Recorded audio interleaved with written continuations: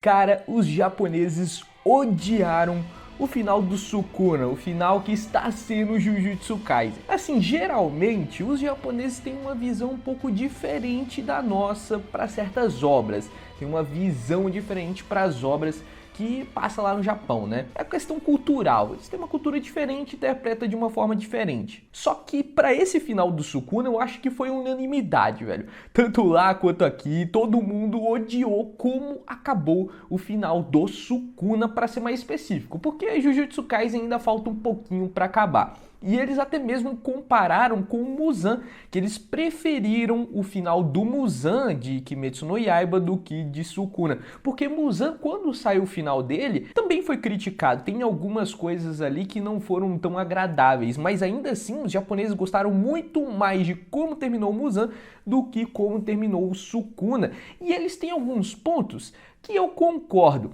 Eu vi isso daqui lá no canal do Mano Joe, vou deixar o link do canal dele aqui embaixo, que ele também comentou sobre isso, e eu vi também na página que tem a reportagem que fala sobre isso. Ainda assim, eu concordo com bastante coisa e ainda complemento um pouquinho. Uma das críticas que aparece mais lá no povo japonês é eles dizendo que foi muito rápido, muito abrupto. Não que a luta tenha sido rápida, porque o Sukuna tá lutando já tem uns 50 capítulos, mas o final dela foi muito rápido. Ele simplesmente levou um golpe ali, foi muito rushado e de repente o Sukuna simplesmente se foi.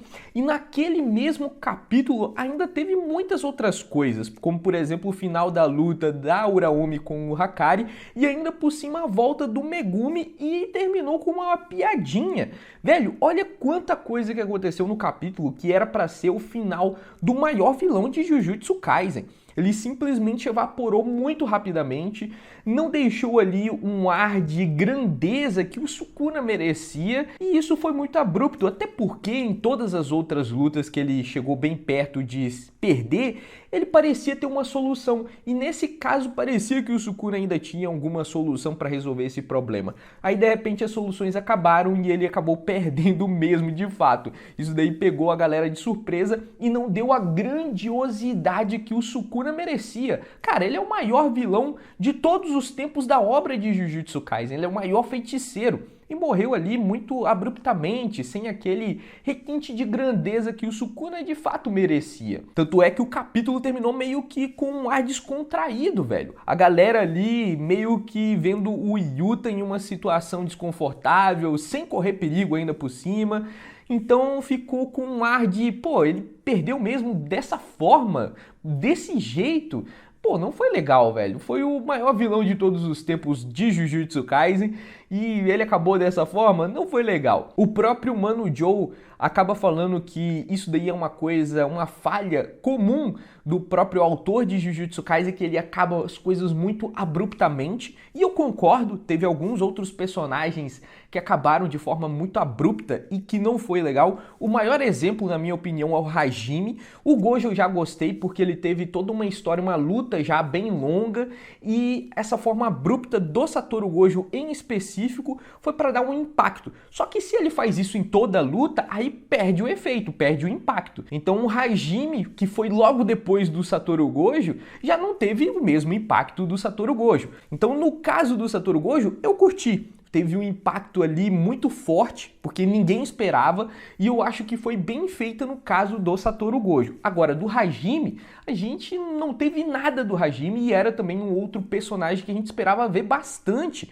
porque ele não tinha nem mesmo mostrado sua técnica em nada. Aí ele mostrou 2 segundos e já morreu. Então a expectativa não foi cumprida. O Hajime teve uma morte que também não foi legal, a mesma coisa do Sukuna. Simplesmente acabou ali, sendo que tem aquela sensação de que a gente esperava algo mais. E isso também vem, tanto para o Sukuna quanto para o Hajime, pelo fato de que a gente não tem empatia por esses personagens. O canal do Mano Joe também falou isso daqui, e eu reforço, eu concordo plenamente com ele, cara. A gente não teve um flashback da Era Heian, a gente não teve um flashback desses personagens que tinham um potencial, e esse flashback, no caso do Sukuna, não é só pra gente ter uma empatia com o Sukuna, que também é pra ter, porque até mesmo nos rankings de popularidade, o Sukuna tá lá embaixo, cara. O cara que era pra ser o maior vilão da obra, ele é impopular. Então, isso é porque a gente não tem uma empatia, a gente não viu o passado, a gente não viu a motivação verdadeira do Sukuna.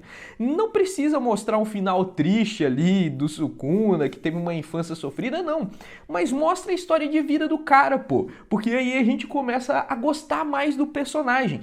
O Sukuna, desde quando ele apareceu, ele foi fodão, ele foi B10, mas só que foi isso, tipo, ele não mostrou nenhum background, foi um personagem bem raso. A mesma coisa do Hajime, foi um personagem raso que veio e sumiu rapidamente, então a gente não teve tanta empatia. Essa forma brusca de acabar com o personagem é válido quando a gente gosta do personagem, quando tem um background, quando não é repetitivo também.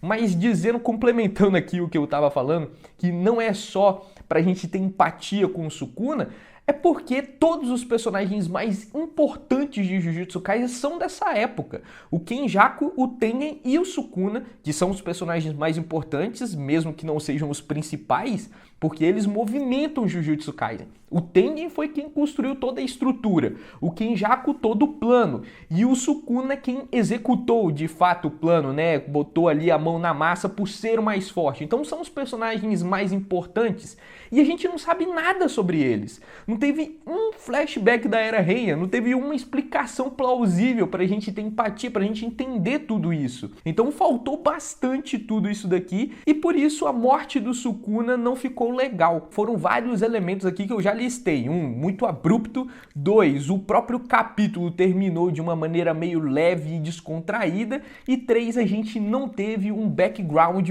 pra gente gostar do Sukuna, pra gente entender um pouco melhor do Sukuna. Porém, eu complemento com mais uma coisa aqui, que pra mim é um outro erro muito grande do GG Akutami, que são as exceções. Porque em toda obra, por mais que o autor possa fazer ali praticamente o que ele quiser dentro da obra dele, ainda assim ele coloca regras no universo que ele acabou construindo. E ele mesmo tem que seguir essas regras. Se o autor deixa de seguir essas regras, a obra fica rasa, a obra fica ali meio que jogada, sem um refinamento da própria obra, já que nenhuma regra é válida. E o GG Akutami, nessa última luta, ele acabou quebrando muitas das próprias regras. Como, por exemplo, a gente até hoje viu que o dedo do Sukuna era um dedo indestrutível. E aí, no final de Jujutsu Kaisen, a Nobara conseguiu acertar um golpe no dedo e usar a ressonância para acertar a alma. Beleza, teve uma desculpa ali do pacto, mas ainda assim a gente teve o Sukuna anteriormente vomitando os dedos e esses dedos simplesmente não serviram para nada. A gente teve o pacto sendo utilizado com nenhum ônus para o Sukuna, por exemplo, o Sukuna simplesmente decidindo trocar o símbolo de mão e não perder nada com isso, tipo, simplesmente trocou, utilizou um pacto ali e tá bom. E ainda por cima a própria morte do Sukuna do jeito que foi, ela nunca tinha sido discutida, porque a ideia desde o começo era separar, era tirar os dois. E ainda com os objetos amaldiçoados ali sendo arrancado do próprio Megumi, a gente tinha a ideia, a concepção de que ele iria para esses dedos. Isso daqui era quase que unanimidade da galera. Todo mundo acreditava que iria acontecer isso porque a gente viu alguns dedos sendo cuspidos. Então a ideia era de que o Sukuna provavelmente viveria ainda nesses dedos, mas não, o GG simplesmente jogou para escanteio toda essa ideia e diz que por ser abrupto demais ele simplesmente não vai estar conseguindo ir para os dedos e pronto, fim. Então você vê que o GG meio que jogou várias regras para fora e jogou novas regras ali que a gente não esperava. Isso tudo misturado com o que eu já disse fez com que a morte do Sukuna fosse uma morte bem estranha. E para complementar ainda tem a forma deprimente, decadente slime do Sukuna que não era necessário. Aquela forma slime, pô, também não era necessário. Aí eu já ia esquecendo, hein? Tem mais um ponto que o povo japonês falou e que ele não gostou e que eu também não curti, que foi a compaixão do Itadori. Porque o Itadori, de certa forma, ele alcançou uma forma de pensar ali diferente, uma compaixão com todo mundo, ele quer ajudar os outros porque ele ganhou a empatia, ele não tinha tanta empatia antes. Só que a gente tá falando do Sukuna, cara. O Sukuna tava passando o rodo em todo mundo sem a gente entender o porquê. Simplesmente porque ele gostava de sair matando. E aí você vai ter empatia com um cara desse sem a gente entender nada sobre ele? Não tem sentido. Então esse foi mais um ponto que eu tinha acabado de esquecer, que complementa tudo isso que eu disse, que mostra que de fato essa morte do Sukuna não foi um final muito bom mesmo não. Foi um final realmente muito ruim e os japoneses odiaram completamente. Na opinião deles, o final de Kimetsu foi melhor e também provavelmente o final de Boku no Hero eles gostaram mais. Esse final que a gente criticou pra caramba, talvez os japoneses tenham aceitado melhor do que esse final de Jujutsu Kaisen. Mas diga aqui nos comentários, o que você acha? Você prefere o final de Jujutsu Kaisen, de Kimetsu ou de Boku no Hero? Deixa aqui nos comentários a sua opinião. Agradeço por você ter visto até agora. E cara, caso você não tenha visto esse vídeo aqui, cara, clique aqui porque esse daqui também é um outro conteúdo muito bom.